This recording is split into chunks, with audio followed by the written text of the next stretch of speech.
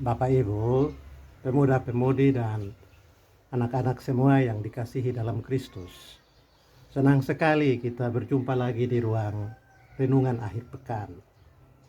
Kali ini saya mau mengajak atau mau menunjukkan dua model penyelenggaraan negara dan pengaturan kehidupan beragama. Dan pijakan renungan kita adalah dari kitab Pengkhotbah pasal 9 ayat 13 sampai 18. Nah, tumbuh kembangnya sebuah negara atau lembaga kehidupan bersama, termasuk lembaga agama, ditentukan oleh pilihan model penyelenggaraan kepemimpinan. Alkitab menyimpan banyak contoh untuk itu. Salomo diangkat sebagai raja dalam usia yang masih sangat muda.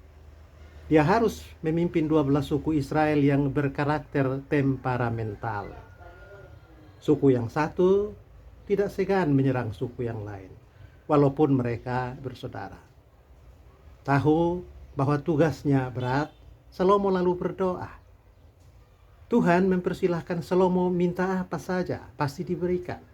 Dan menariknya, Salomo tidak meminta hal-hal yang umumnya dicari para raja, yakni kekayaan, kekuasaan, atau umur panjang. Salomo minta hikmat.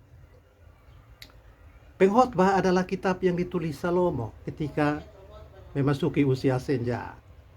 Di pasal 9 ayat 18 dia menulis, hikmat lebih baik dari alat-alat perang. Memiliki pengertian lebih baik daripada kuasa. Tentu Salomo ingin mengingatkan para pemimpin tidak menjadi penguasa. Tetapi, benarkah dalam menjalani hidup bersama, mengatur sebuah organisasi, mengendalikan negara, dan memimpin lembaga agama, jalan-jalan hikmat lebih disukai? Jawaban untuk pertanyaan ini memang sulit. Ada orang yang gemar mengajarkan hikmat, menjadikan hikmat sebagai pokok ceramah, materi pidato dan sambutan, bahkan kajian khotbah dan renungan-renungan dalam ibadah. Tetapi semua itu hanya sandiwara. Dalam menjalankan kepemimpinan, mereka lebih tampil sebagai penguasa ketimbang orang berhikmat. Penanganan kasus kematian Brigadir Yosua yang sedang berlangsung merupakan sebuah drama publik yang dengan telanjang menunjukkan pergulatan antara pendekatan kekuasaan dan pendekatan hikmat.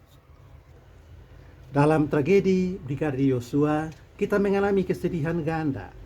Pertama, polisi membunuh polisi di rumah polisi, ditangani polisi, otopsinya oleh polisi. Tetapi hasilnya masih tetap simpang siur. Kalau saja pihak keluarga korban tidak minta pengacara, masalahnya mungkin di SP3-kan atau membeku. Seperti yang terjadi dalam kematian Marsina, buruh pabrik di Jawa Timur tahun 1980-an. Hal kedua, dan itu justru yang menggandakan kesedihan kita. Aktor utama dalam pembunuhan itu, pelakunya, korbannya adalah orang Kristen. Lalu kasus itu diperiksa oleh Kapolri yang juga adalah orang Kristen. Para pengacara yang saling beradu argumentasi untuk membela klaim masing-masing juga orang Kristen. Dan ini sungguh sangat menyedihkan. Kalau benar sangkaan pengacara Brigadir Yosua bahwa pembunuhan Yosua adalah karena dia mengetahui praktik-praktik melawan hukum yang dikendalikan oleh pimpinannya, maka kita berhadapan dengan persoalan besar dalam mengatur negara dan memimpin organisasi kehidupan bersama. Ada dua kekuatan yang saling bersaing dalam kehidupan berbangsa dan bermasyarakat. Pengkhotbah 9 ayat 13 sampai 18 menunjukkan ada dua model mengendalikan satu organisasi dan membangun sebuah lembaga. Model pertama adalah kekuasaan. Model kedua adalah hikmat. Umumnya orang percaya bahwa kekuasaan sebuah bangsa terletak pada alat perang, institusi militer, kewibawaan lembaga penegak hukum dan keadilan. Lembaga-lembaga ini harus bersih dari kepentingan kelompok dan bebas dari permainan kuasa serta intrik-intrik politik. Terbunuhnya Brigadir Yosua menunjukkan kepada kita secara kasat mata bahwa idealisme ini jauh dari panggang atau jauh panggang dari api. Dalam institusi penegak hukum ternyata ada mafia, menurut seorang mantan petinggi Polri. Jika ada orang yang mencoba membongkar mafia itu, dia akan menjadi korban. Dan seluruh perangkat institusi justru akan merapatkan barisan untuk menutup-nutupi kasus itu, mafia itu, agar tidak terbongkar. Nyatalah bahwa pendekatan kekuasaan bukan jalan yang tepat menciptakan ketenangan dan kemajuan negara, organisasi, dan kehidupan bersama. Pendekatan kekuasaan akan selalu menyelamatkan pihak yang berkuasa dan mengorbankan rakyat. Dalam kasus kematian Brigadir Yosua, pihak yang berkuasa adalah atasannya. Sementara Yosua dan keluarganya, bahkan juga rakyat Indonesia, menjadi pihak yang dikorbankan. Lembaga-lembaga kekuasaan dan penegakan hukum memang tetap dibutuhkan dalam satu negara dan kehidupan bersama.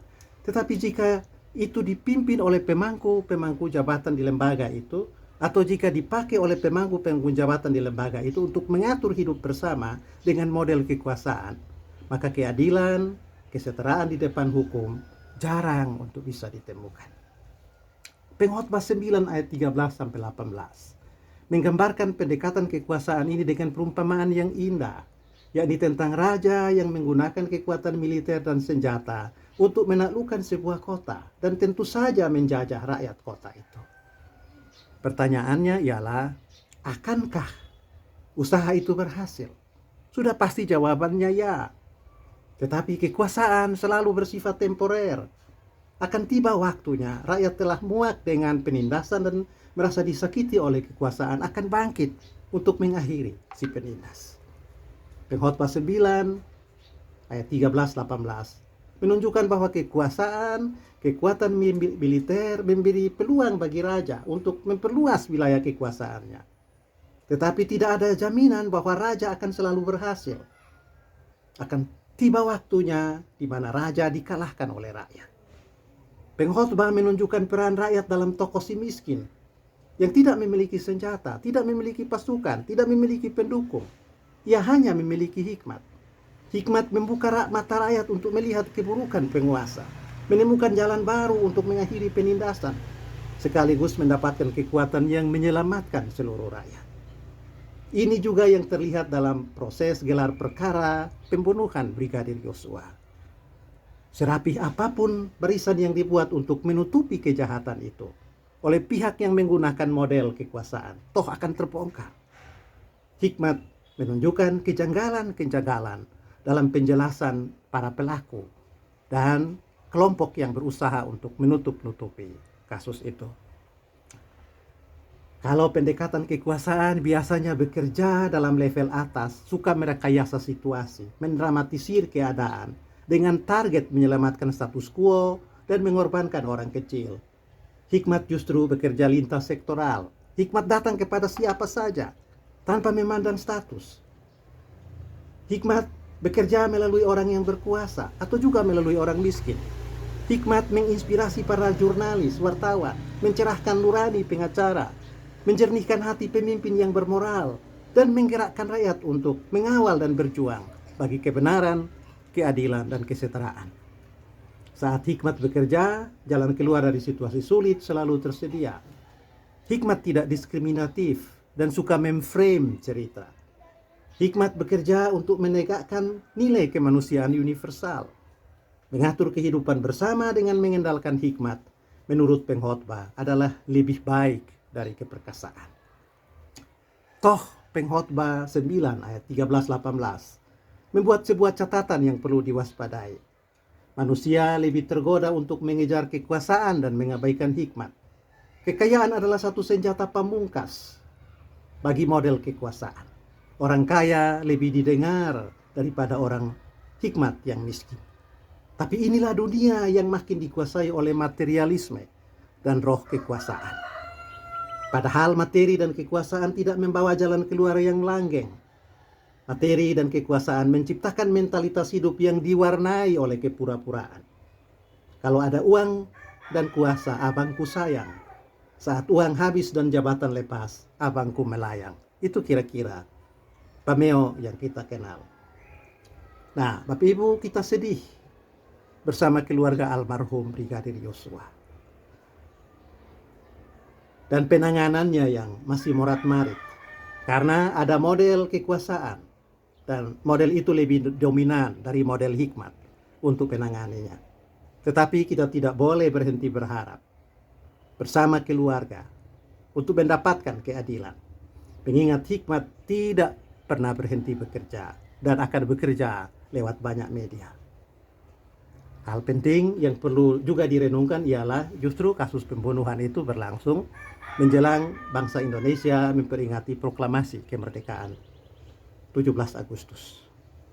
Nah, ini momen untuk kita berdoa, berseru kepada Tuhan agar berkenan memberi hikmat kepada pimpinan-pimpinan, terutama Kapolri dan Presiden, untuk memimpin bangsa dengan hikmat dan bukan dengan kekuasaan. Selamat menyongsong hari Minggu. Hari Minggu saat di mana orang Kristen dipanggil mengevaluasi model mengelola hidup secara bertanggung jawab. Di mata Tuhan, hikmat sama dengan kehidupan, sementara kekuasaan seumpama lubang kubur bagi si congkak.